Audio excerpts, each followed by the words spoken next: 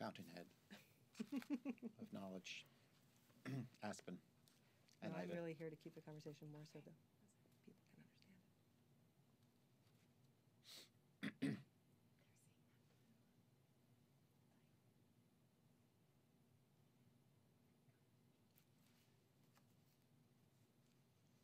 Hi, everybody. Welcome to this afternoon's conversation. I'm Ida Rademacher. I lead the financial security program here at the Aspen Institute.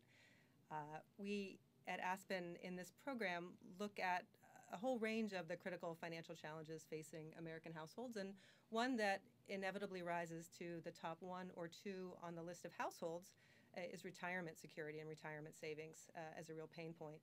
And so we thought that one of the ways to get into the solutions to that challenge was to bring on some of my favorite people to talk to and really unpack the issue of the drivers and the dimensions of the retirement coverage challenge here in America, and to understand that in the context of what other countries are doing to address some of those key fundamental challenges to building retirement savings to live with economic dignity in old age. So I'm just delighted that you all could join us. We know that if you're watching us today, you've made at least 3 choices, probably 4, about what not to do with the next hour. So we know you're not watching the live stream Twitter feed about Brexit, which people in your country might be doing otherwise. Which is good.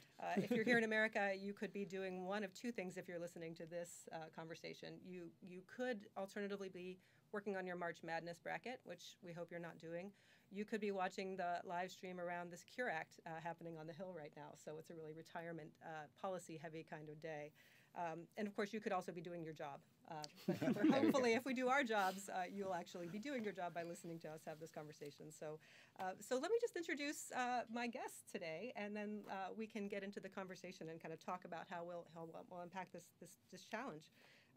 To my far left, your right on the screen, is Steve Utkus, who is the head of the Vanguard Center for Investor Research. And the center's aim, for those of you who don't know, Steve's great team in research, it's really to improve investor outcomes through a program of behavioral research. They publish a lot of things that are at the top of my inbox to read, but increasingly the series, How America Saves, How the UK Saves, How Australia Saves, is a which really we do together. helpful We benchmark. do, Yeah. Nest, yes. Yeah, so that's how this came about. There's a partnership with Nest Insight in the UK to produce How the UK Saves, and that is led by Will Sandbrook, who is the executive director of Nest Insight, which is a unit of the Nest pensions in the UK, and you can explain more about that in a moment. And Nest is also a partner of ours here at Aspen, because one of the things that we are looking at as we formed a transatlantic partnership was to really, kind of like this entire conversation today, just broaden the context of what we understand about the savings needs and savings program designs that really do help build a financial security for people as they retire. So thank you both for joining us. Well, thank you. Thanks for having us. The coverage problem in America isn't, it's not unique to America.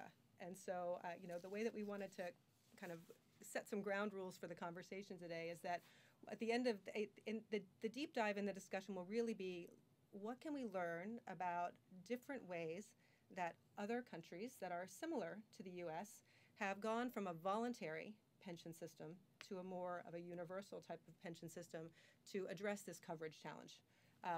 But it's not apples and apples, because the private sector savings system really is built on top of what many in the retirement field call a Pillar 1 system, which is more of a social insurance basic income system. Those are different in each country, therefore what lines on top of them is a little bit different as well. So we're going to start there, and then we'll build into it from there. But I wonder first, maybe I'll start with you, Steve, to say, in terms of the basic income design in the different countries, how is that different than the U.S.? And overall, this challenge, how is it different than the U.S.? So while I don't have an Australian accent, I am a 20-year student of the Australian system. It's really from that perspective that I'm offering these insights today. And I would also say I just got back from Australia. That counts. So I feel I feel very fresh in the memory of all things Australian in retirement.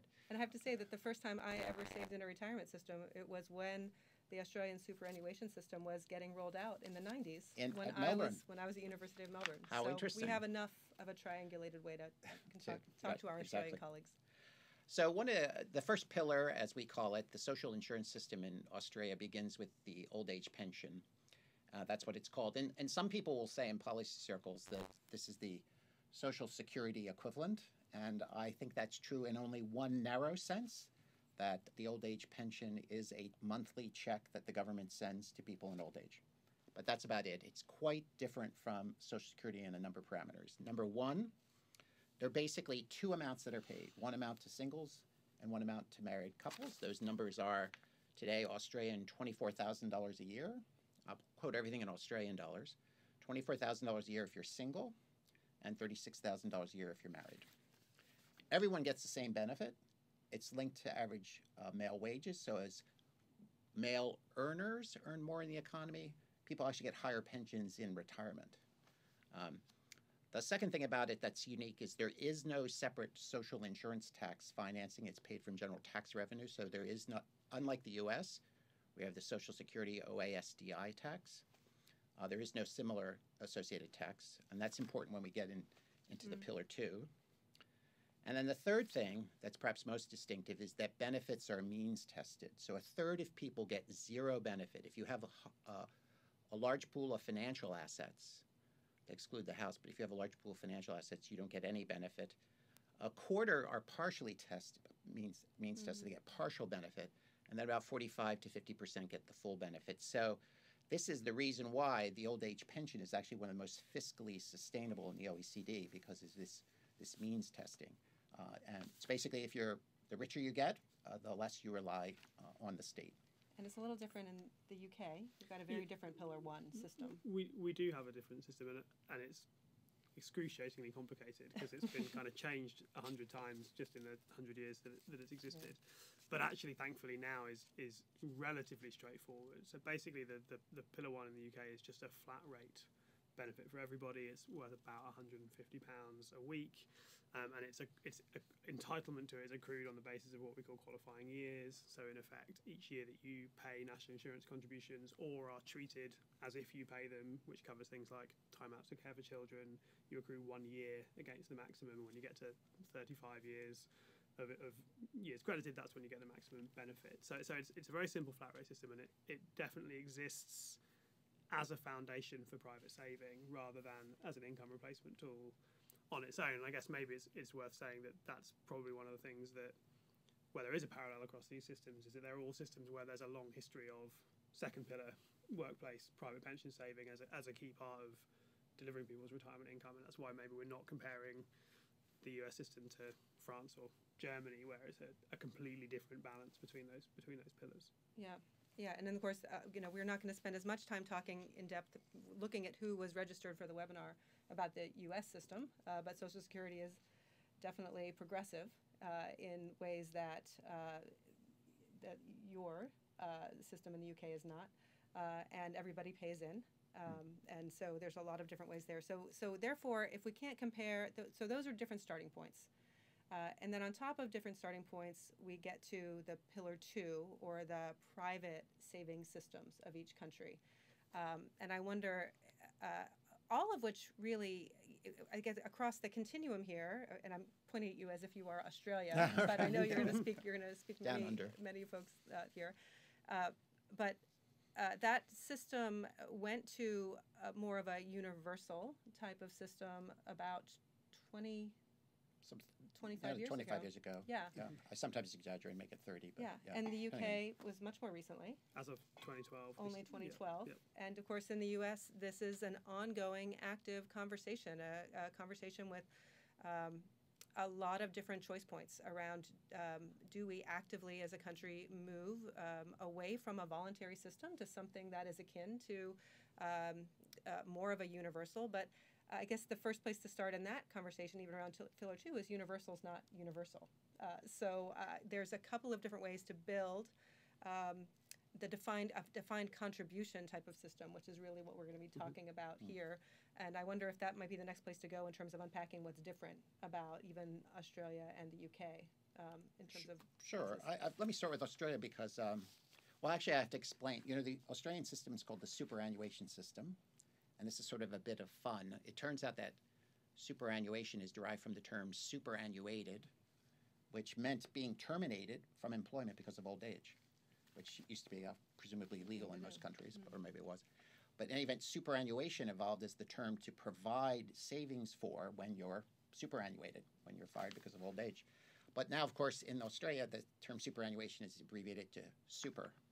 And people save in super funds, and that's the other thing I'd like to say for a U.S. audience, is that a fund is not a mutual fund, it's not an exchange-traded fund, it is a pension company. You get defaulted, your contributions by default go into a pension company, which in turn has a default investment strategy, which is what we would call a default investment fund. But there's actually independent funds called super funds, or independent pension companies.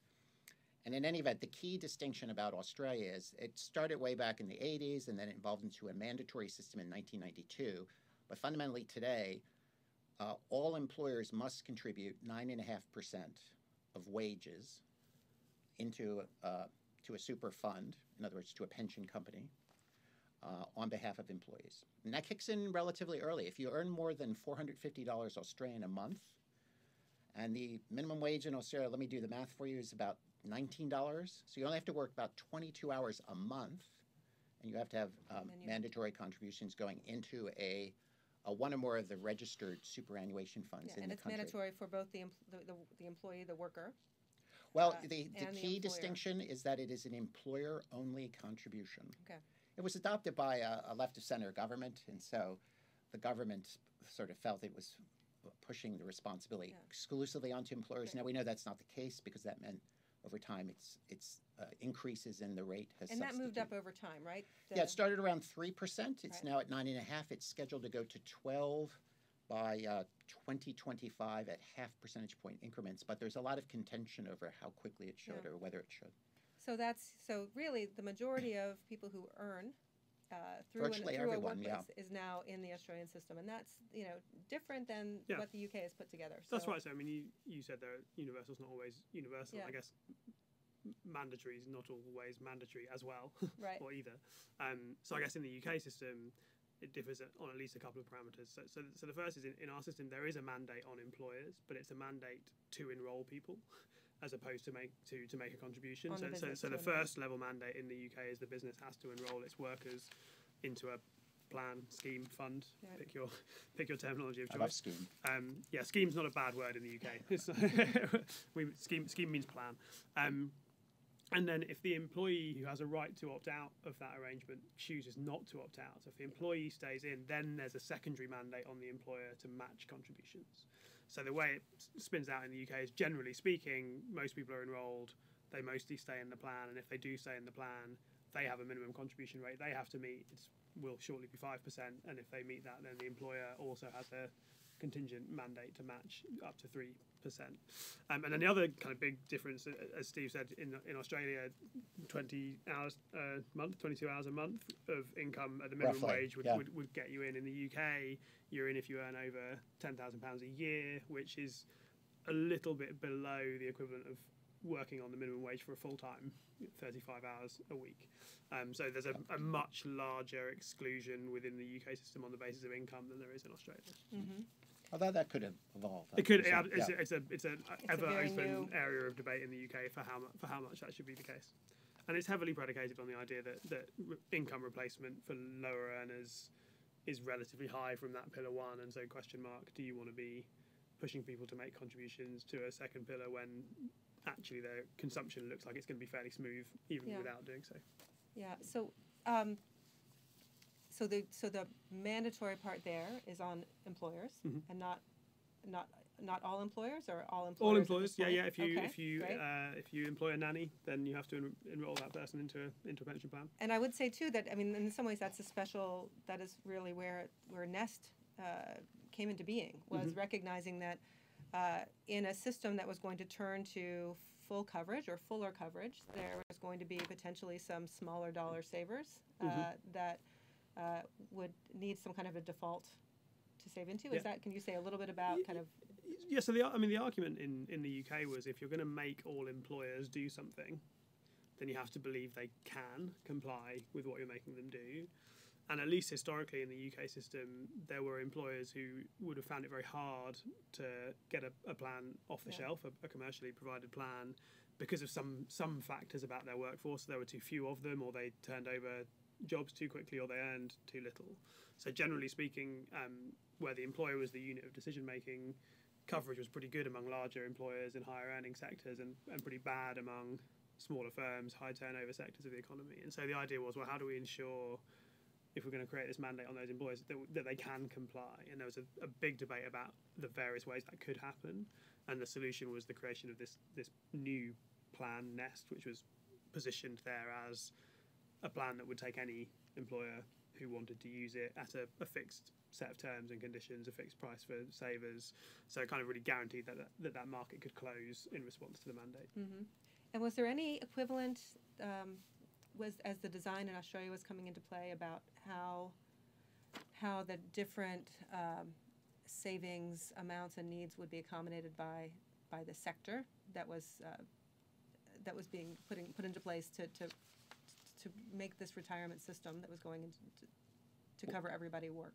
Well, I was thinking that so the way it evolved is actually the superannuation system, like the U.S. system or the British system a few years ago. The current British U.S. system today, the British system a few years ago, was this voluntary supplemental system that did not reach many people. And so what happened in the 80s, before the mandate, a group of unions with large employers agreed to this pretty extensive expansion of coverage then, with this idea that they would forgo wage increases in exchange for this 3% employer contribution. By the way, it sounds like the old days of auto-enrollment in the U.S. Let's all contribute 3% to get started. Right. Or the 2%. Although today of the UK, we're all contributing 3% now, right? Right, exactly. Yeah. So someone had to start somewhere. And so so it did begin at that very low threshold. And for the same reasons that Will mentioned, that the superannuation system covered long-tenured, higher wage, typically male workforce at certain types of industrial and financial enterprises and so forth, and did not obviously address the needs of middle and small firms who had no superannuation funds or did not offer them. So it was the same impetus. I would say the one big difference, of course, is that the superannuation private system had even smaller rates of coverage. It maybe covered only 30% of the population or less at the time. So there was this real need to create a strong Pillar 2. And so a few years after this union government agreement, or union industry agreement, I should say, the government created a universal mandate for the 3% contribution, which now is up to 9.5%. Mm-hmm. Mm-hmm. Yeah. And it obviously both of these harken to where we're at in the U.S., both in terms of what sounds like there were even broader coverage gaps in Australia before this evolution started than there is in the U.S. right now, because I do think that the numbers fluctuate, but about 55 million workers at any time don't have access to a workplace plan in America. And so while many households might have access to some kind of retirement system, individuals at any given time could be very high. Certainly the most recent Federal Reserve research showed that about a third of households have no retirement savings whatsoever. And then the medians in your own data show that people really aren't robustly prepared for retirement. I don't know if you want to do a couple of the data points in terms of not just coverage, but kind of the amount of savings that people have in some of those different spaces. Well, it's funny. Today in Australia, it's funny you asked this question because I just happened to look this up on the train ride down. The median household balance at retirement is around 200,000 Australian, which is about 140, 150,000. So the typical household with that kind of money and no other financial savings will still qualify for the full old age pension. But the interesting thing about that is a universal number. That's with like 95% of households having a superannuation account. That is not in the U.S. We talk about the amount that people have in 401k plans. Usually it's the median balance of people who have 401ks and IRAs. And we exclude all the zeros. Right. Or you can include the zeros sometimes, depending on the statistic. Well, in this case, most of the households are covered. It's one of the things about going to Australia, which is so interesting, is to realize here's a country that's 25 years beyond this whole question. And it's even striking to see it in the UK, where now that the policy's been implemented, this whole debate about the whether the private system should be more universal is over. Mm-hmm. And now the question is, how will it evolve and be implemented? It's quite fascinating to see, to go to these countries and realize that I also find a debate point is of gone. pride, actually, in both of those situations. Well, I wouldn't. Well, certainly in Australia, I think that's You know, right. there is a way that the conversation is more accessible in everyday conversation, because everybody has a reference point of being included in that. I mean, not all the way, and we'll get there, but but there does This feel is- like it has shifted.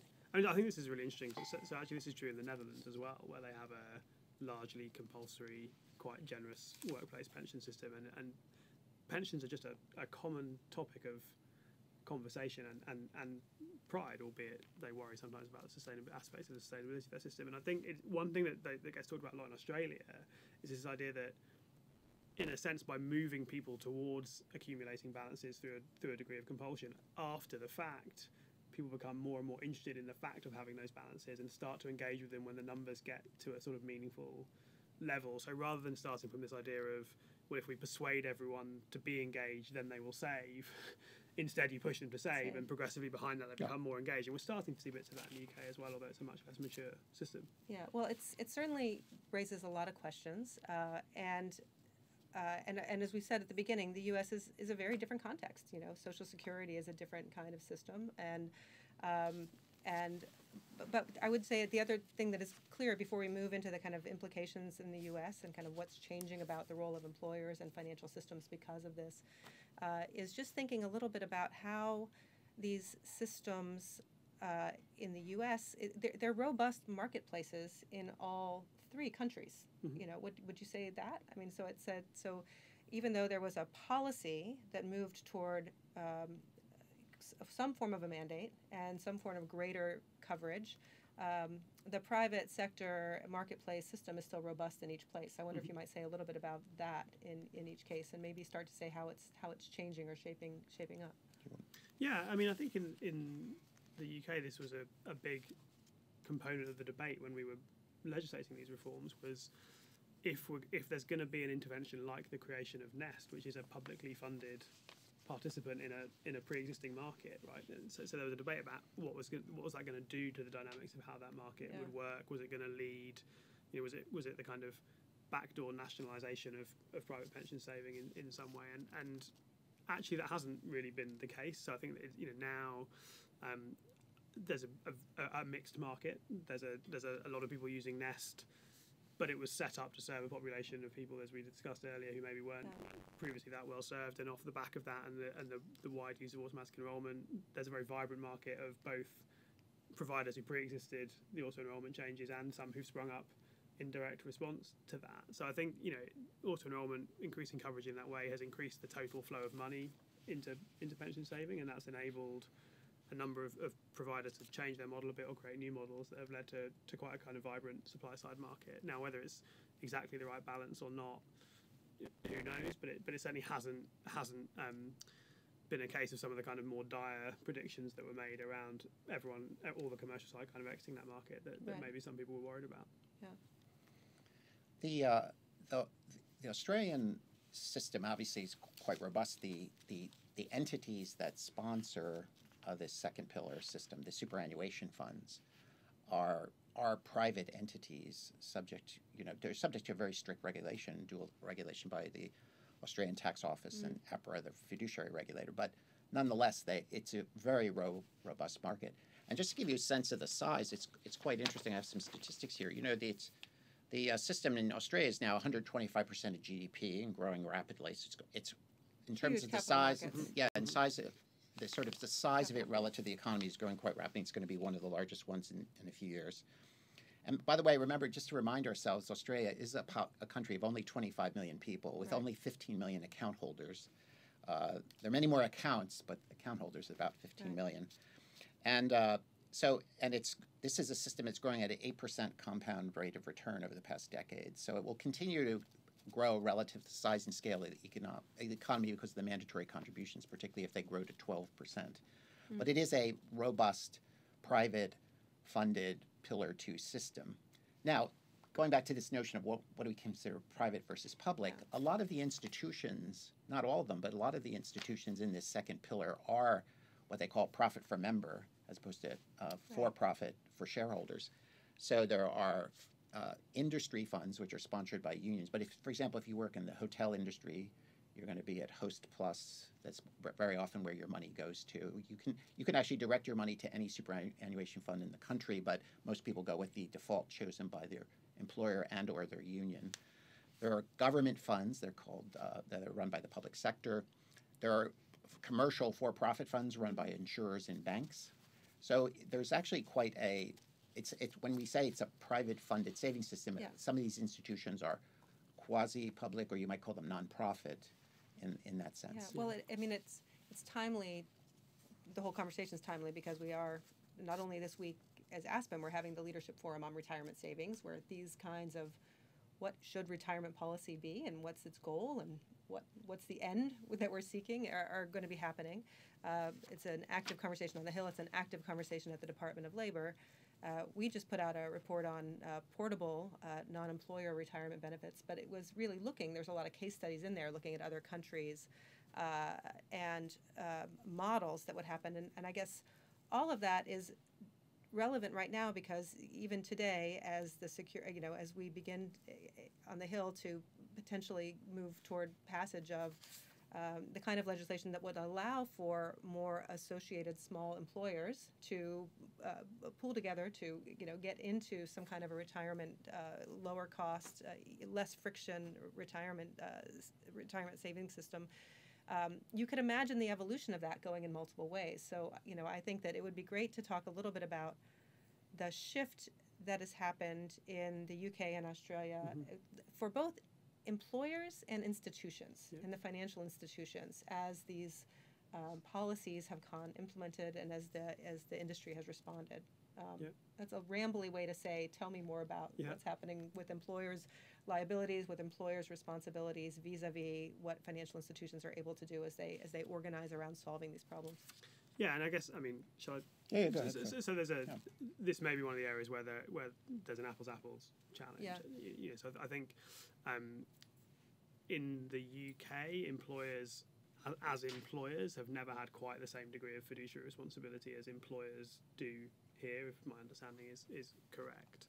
But certainly what we've seen since the introduction of auto-enrollment is employers moving further away from any day-to-day involvement in the plans that they offer to their workers and instead essentially picking off the shelf from a range of options that's available to them. Now, that was already true in some cases. You had a lot of employers using plans provided by insurers, and we would call them workplace pension plans, workplace contract pension plans, towards now this master trust model, which is very close to the open MEP model. So you have these single institutions run by a board of trustees with a fiduciary responsibility into which any employer can kind of plug to offer their workers a compliant pension product. And generally the terms and conditions of that will be the same for everybody. It'll be a single product offered by that institution as opposed to anything negotiated at the individual employer level. And it provides that kind of fiduciary governance. It provides, I think, some peace of mind to employers that their employees are still subject to that fiduciary governance, but essentially allows the employer themselves to outsource a lot of that responsibility. And master trusts now, Nest is one, but there are several, 4 or 5 big ones, maybe 90 in total in the UK, are very much the sort of predominant form of new pension saving in the UK, although with a plurality of other things going on around that. Yeah. And the superannuation. So I've seen the future, and the future is Australia for the UK. Even from the UK. The UK is moving. So I have. Let me coin a term of art that I use, which is pension banks, which is a term I use to describe independent financial institutions engaged in the business of managing pension funds and for a population.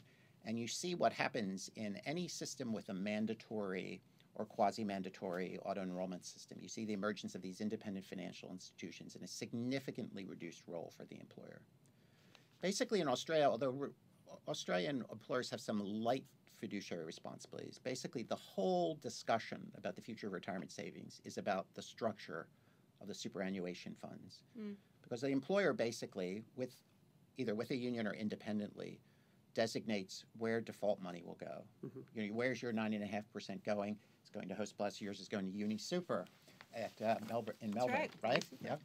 So other than that kind of arrangement, that default decision of which pension company to go to, every decision after that is made by these independent superannuation funds. And I think that, interestingly enough, one of the reasons why I'm a big supporter of MEPs is I actually think that that's the direction that pension systems will evolve to and should evolve to in the U.S. In fact, you may recall years ago, our friend Pam Perun wrote a paper as employer as facilitator. Yes.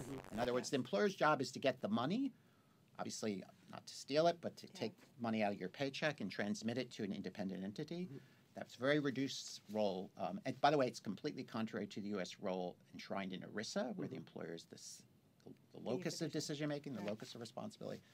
But that's the potential evolution when you introduce, I think, a mandatory or, as you say, quasi-mandatory. So I actually think it's really interesting to see if that will play out in the UK. And every day, market events seem to be moving in that. I mean, that's the way it feels like it's going. And I think it's true to say in Australia that actually now, even that decision of provider legally can sit with the individual, right? That's right. So your employer picks a plan unless you override that by wanting to pick the plan that you were in with your previous employment. And that's something else that gets discussed in the UK about whether ultimately individuals should maintain more of that choice, which separates the employer from the role kind of even more fundamentally, right? Right, and because of inertia, most people go with their employer or union's default. But technically in Australia, you have what's called fund choice, which is not choice of your investment options, which is, you do have that, but you have a choice of your pension company. And so you could be working at the university and direct it to the construction and business superannuation fund, CBUS, or you could direct it to the one in headquartered in. So as an individual, you have choice in that. Yeah. You do, but most people don't. As you know, most people in a system of defaults don't exercise much choice, but some do. Right. The only other thing I'd say about this whole kind of master trust thing is, at least in the UK, it shouldn't be mistaken for a description of everything moving to a model that looks the same. Right. So there are different kind of flavours of master trust in the UK. There are the more like the pension bank profit per member models that Steve's referred to in Australia. But there are also, traditional insurers who were previously providing group personal pension plans who've now opened up kind of master trust sections where they appoint a separate board of trustees to oversee a master trust type setup. And also a lot of those organisations who were previously providing the end-to-end pension solution to an employer have focused in on one or other part of that value chain. So actually a lot of those insurers who had investment arms are now focusing more on providing investment options to other front ends as opposed to using their own. So it's a quite fast moving. Well, I mean, nothing in pensions is that fast moving, but for pensions, it's a quite fast moving marketplace that does support some different structures. But it's definitely moving towards that. The idea that the front end is a provider that your employer chooses, but after that, really you as the individual have the relationship with that provider, and it might be one that sustains longer than your employment.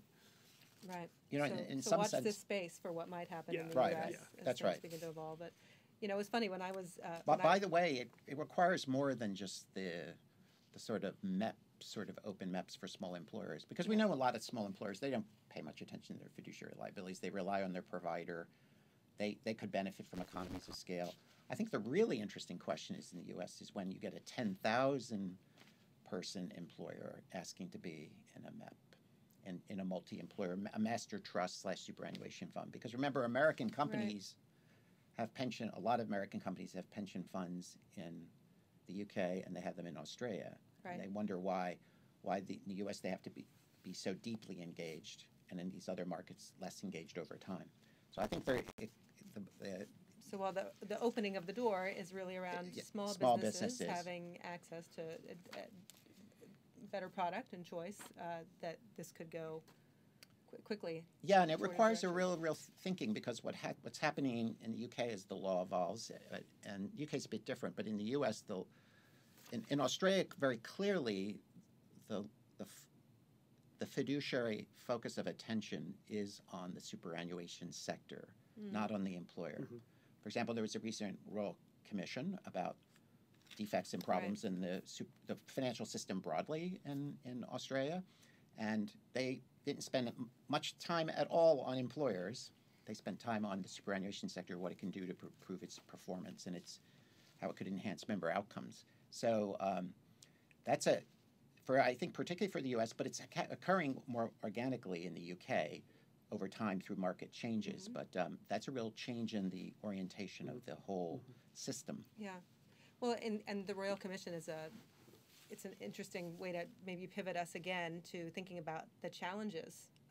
So I think in the U.S., if you're looking at these issues, and I would say for Aspen, we tend to focus on financially vulnerable populations, at least in terms of if the financial system, if the test of a financial system is how well it serves the needs of, the broadest spectrum of people at any given time, then we tend to focus on the coverage aspects of the retirement system. However, we certainly know, and there's things that we won't talk about much today, these have basically been, we should say in each case, accumulation strategies, right? How do you get people saving enough, right, for adequate retirement savings? We're not talking much about the decumulation, the longevity risk, these tails. That's a whole other set of conversations where that's a shared challenge, actually, in all three systems at the moment.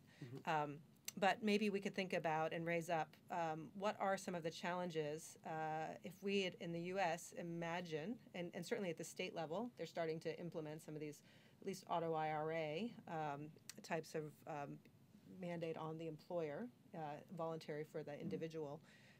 What are the kind of challenges that you're seeing in the systems in the UK and Australia that could also help us think ahead to kind of what might we do differently if we imagine taking on solving this coverage challenge in the US? So let me start with Australia, the economies of scale thing. Yeah. We talked about the. So again, a country the size of slightly smaller than Texas, bigger than Florida. In terms of population, 25 million. 15 million account holders in the system, roughly, the government estimates. 13 million in the workforce. But the huge asset pool and 83 large superannuation funds, another 100 small superannuation funds, and thousands of what are called self-managed super funds where if you're a rich family, you can actually opt out of the system and create your own fund. You have to write a big check for fees and trustee fees and so forth and set up a board. Some people have done that. So you have this very complicated system. This is a country with a couple of cell phone operators, a couple of grocery store chains, 4 major banks, and it has hundreds of superannuation funds. And the government has instituted a number of policies. It really allowed complete market entry. It allowed competitors to emerge and form. And now it realized it has the problem that there are insufficient economies of scale. A typical member in a well-run, well-rated fund will pay 100 basis points in annual fees. Now they pay those high fees for a couple of reasons. One, they're covering everyone, and they also include disability and life insurance in the fee. But nonetheless, those fees can be dramatically lower given the size and scale if there weren't 83 providers. So that's a fundamental challenge that the Australians are dealing with. It's interesting. The Irish government is entertaining, which is a much smaller country actually, is entertaining an automatic enrollment system like the UK, and they're thinking of limiting providers to only 4. So they're actually addressing that policy. Yeah. But in any event, it's the provider scale problem and the fee economies of scale, if you will. Yeah, and that's mirrored in the UK as well. So in the immediate aftermath of the introduction of auto enrollment, there's been a proliferation of lots and lots of master trusts, especially in other models. I think there's around 90 master trusts in the UK, and we have more people, but we don't have anything like the asset base that Australia has across which to divide those providers. And again, similar story, actually now regulators in the UK are starting quite actively to think about how do we encourage some consolidation down to a more kind of plausible number. So we're starting to see some of that in the UK. I think the other, in response to your question, Ida, about kind of challenges, I think the other one I'd point to that is definitely an issue for us is simply the number of pots that gets created behind people moving around the labour market. So where the unit of choice is the employer, right? Any employer picks their plan. If you move job, you move from employer who picked plan A to employer who picked plan B, and now you have 2 pension pots, and then when you open up one with plan C, you have 3 pension pots. And I don't believe there's I don't know of a reliable estimate in the UK of the total number, but I would guess that across 10 million people who've been enrolled under the auto enrollment regime since 2012, there are probably already 20 million accounts. and we've only been doing this since 2012. Right. So that kind of, which is hugely inefficient. I would say the velocity of change in the labor market Yeah. between employers is much different than, well, certainly when Australia, when Australia. And it's started particularly their true if one of the goals of your policy is to extend coverage So- to those sectors that, Right. among other reasons, had high churn and were Right. unattractive previously, then you're going to double down on that problem. Right. And we know that people are in there so that they can move their funds, they don't. Yep. So we see this kind of proliferation of small accounts that are dormant, and which is just horribly inefficient for everybody. It's Right. costly for providers. That cost gets passed through to savers. So thinking about how in a system where you really do move most people, including people who move around the labour market a lot, into pension saving, how can you try to make that system run efficiently for them in terms of where that money accumulates? Yeah. And because they're 25 years into it, the Australians are introducing mandatory consolidation across providers. So it's very interesting how, As we speak. yeah, This is as a we new- speak, and this is it's a process, so we and can people watch realize and actually learn. providers who charge revenue based on per account charges, like $30 a quarter or a year, realize that a quarter of their revenue is going to disappear because they're, and the reason why they do that is because you had an account here with disability insurance, you had an account here with disability insurance, and you had an account here with disability insurance. That's that particular unique problem. But one thing I was going to ask about the UK is the impact of fee caps. I think that's one of the really interesting features of the UK system, that not only did they, Yeah, people you've are got- entering the market, but there's a cap on fees. Yeah. So I don't know how many people at home are watching, and I should be careful what I say, but It's not late at all there. the decision to cap fees in auto enrolment plans in the UK was interesting because it looks like quite a radical thing to do, but actually it was done only after fees had come down massively anyway. Oh. So effectively what happened was there was a big debate about should fees be capped under the auto enrolment regime in the UK, and the government decided they shouldn't be. So a fee cap wasn't one of the criteria for a plan to qualify as an auto enrolment plan.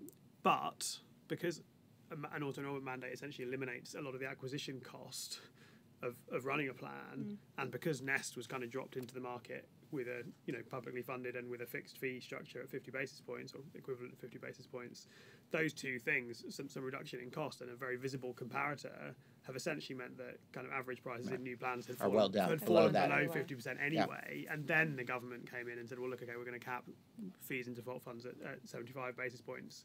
Essentially, really to eliminate a legacy problem of some old plans and legacy plans that were still high charging, recognising that for most new plans that they were kind of coming in pretty low anyway. So yeah, in the UK you have this. Any qualifying auto enrolment plan has to, if you remain in the default fund, your total fees are capped at 75 basis points. Okay, very good.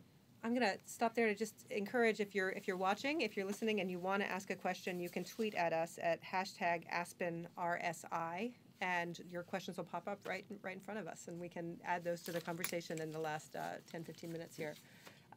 But I want to switch, just once again to kind of capture a couple of things we've talked about. The onus of the populating the different retirement funds. The employer is the one participating in the Australian. It's contributing, Is yes. contributing. The Yeah, employer yeah. is contributing. Yeah. Both the employer and the individual. But for the individual, it's voluntary in the UK as well. And of course, in the US, the 401k Well, I'd like to say system it's has- opt out. It's It is- sticky. It's It is sticky. sticky. It's sticky. It It's is sticky sticky. voluntary. It is yes. opt out. Yes. 90, Yes. what, 4%? Yeah, 90. Well, I should yeah, know this. Yeah, well, it's about 84% of the working population, but that includes those who aren't eligible.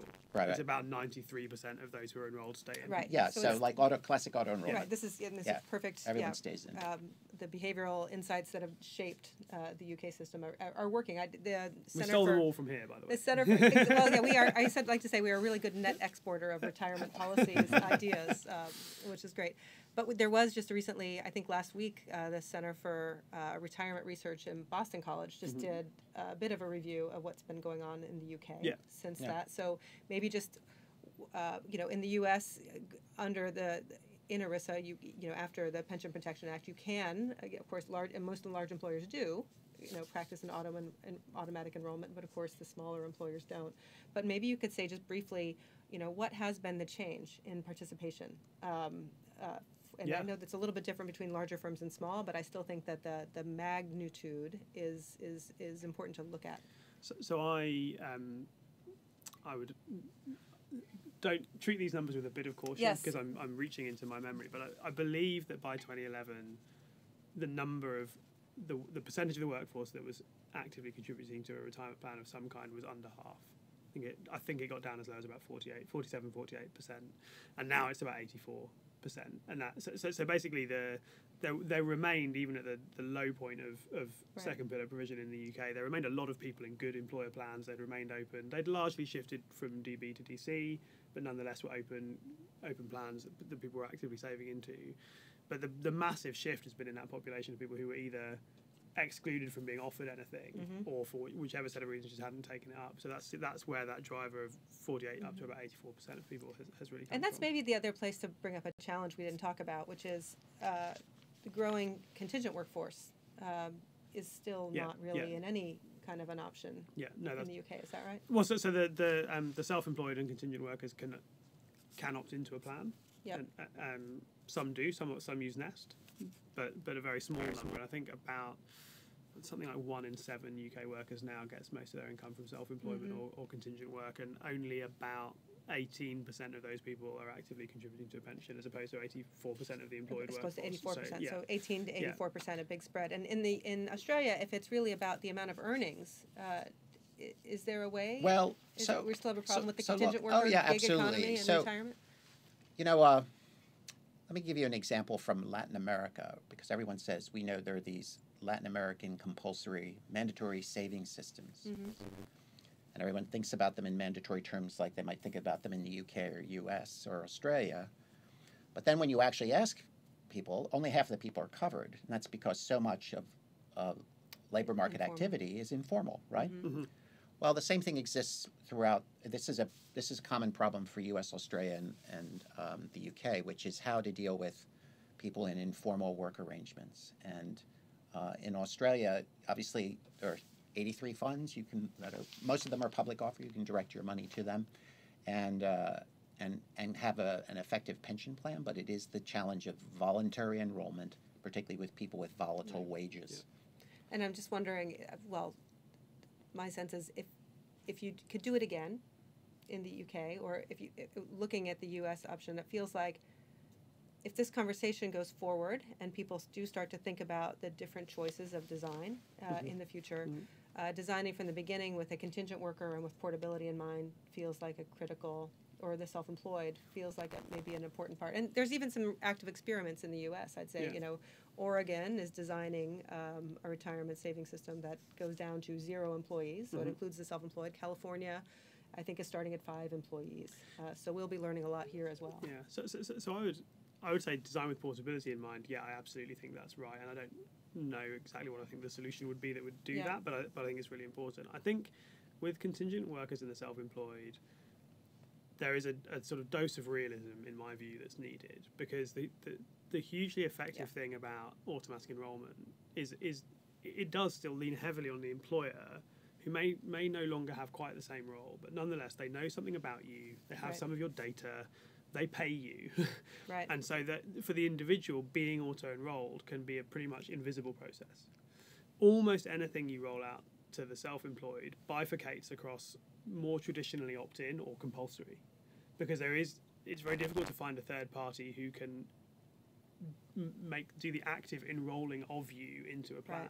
Now, I think there's loads of stuff, and we're doing some work on this at Nest Insight. There's loads of stuff that you can think about and try to make it easier for the self-employed to contribute to a pension, make it a more natural part of how they earn their money. So think about things like, how do the self-employed get paid, and can you create payroll deduction-like mechanisms through invoicing or however those people receive their money. But you're never going to get 84%.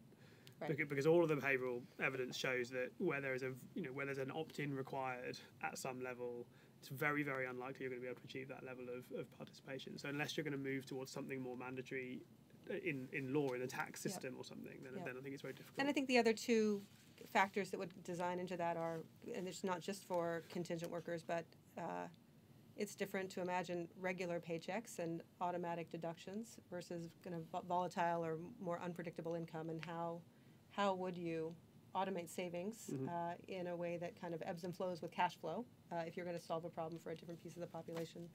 So I think that's just another piece of the work there. great. We're gonna come to wrap up in just a couple of minutes, and we've got a couple of questions coming in. So why don't we go there? Can you all see these? I'm just going to ask the first question,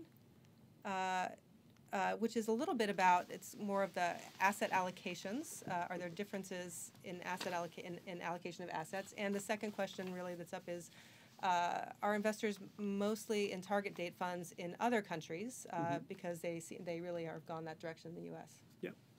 Well, so I mean, in the UK, well, certainly in NES, so the default investment option in NES is a target date structure. It's without getting into detail, it operates a little differently to target date funds here, but fundamentally it's target date structure, and over 99% of people enrolled into NES stay in that default.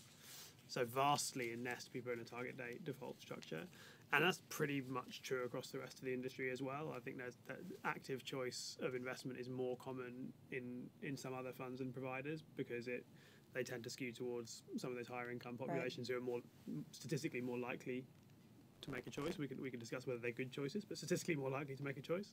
But yeah, I mean, I think overall you get a similar picture to in the US. I think that people are largely default into what they're defaulted into, and usually that's a target date structure. In Australia, pretty much everyone's in a balanced default option, and they've been so since the early 90s. I actually used the evidence from Australia in discussions with Hill staff and regulators before the Pension Protection Act to explain why U.S. Allocations to cash or short-term fixed income investments like guaranteed investment contracts as defaults was internationally suspect.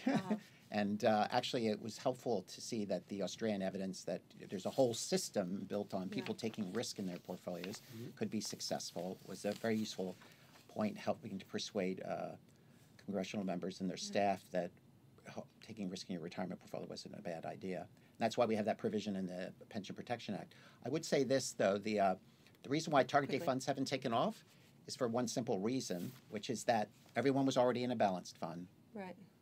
In the U.S., target date funds took off as an alternative to cash, and people introduced glide paths. Newer systems like the NES system have introduced glide paths, but glide paths are not yet as common, although about probably a third to a quarter have a glide path structure.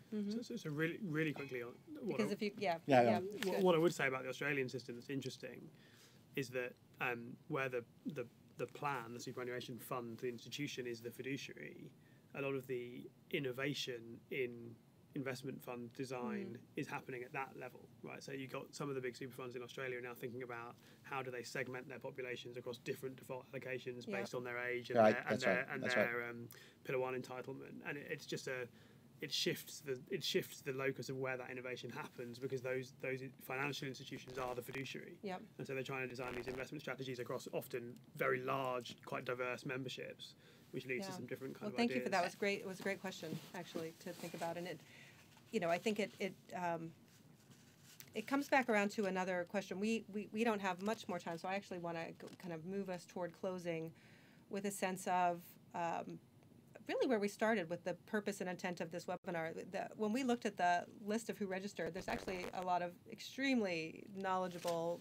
We could have 15 chairs up here with the kinds of folks who have registered for this webinar. But the goal and intent in many ways is to reach beyond an audience that's already super informed about the details and start to try to socialize a curiosity and a conversation about the possibilities of thinking about retirement policy in the U.S. as I would never say as a standalone issue, but as one that merits its own attention to kind of making the structure of the policy match the issues that we're trying to solve for across the population, as we do with most policies, and really try to show that there's a wealth of information from other countries that we can pull from and that we should become even more interested in. So I wonder for you all, when you think about where the U.S. is going, if you would, in some closing minutes, is there anything else you'd like to contribute to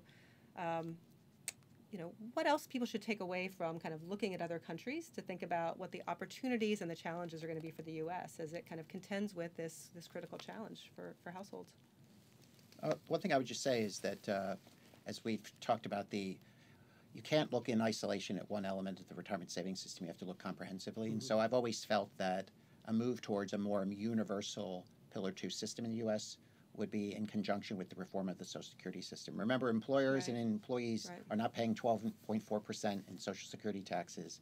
That's the mandatory component of the U.S. system. Right. And so a reform of that system might allow for a more broad-based universal pension system in Pillar 2. So that's what but I think thinking comprehensively is the key here, not just Yeah. looking at one element like 9.5 mandatory contributions. Right.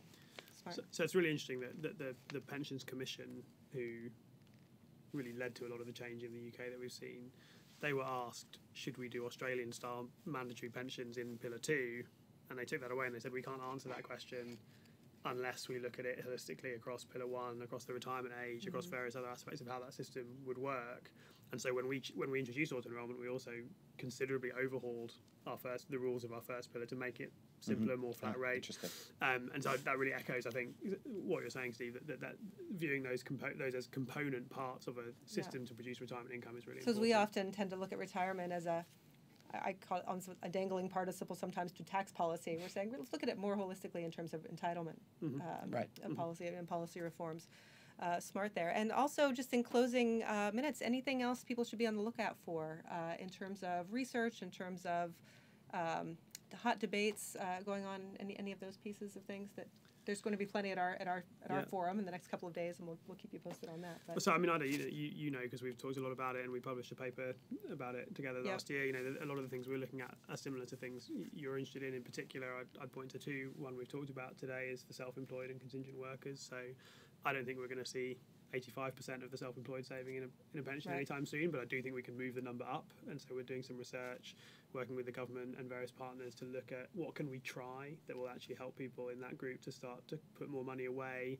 Should that include encouraging them to put money away in non-pension vehicles initially to create some habit? emergency savings. Emergency types of savings, things, and very closely linked to that then is the second issue, which is emergency savings for traditionally employed workers, and we're imminently now about to launch a trial of a workplace emergency savings vehicle just to look at, does that A, help people with their short-term financial resilience, and B, contribute to also improving their pension savings and asset accumulation. So those are probably the two big issues that we're the most interested in at Nest Insight.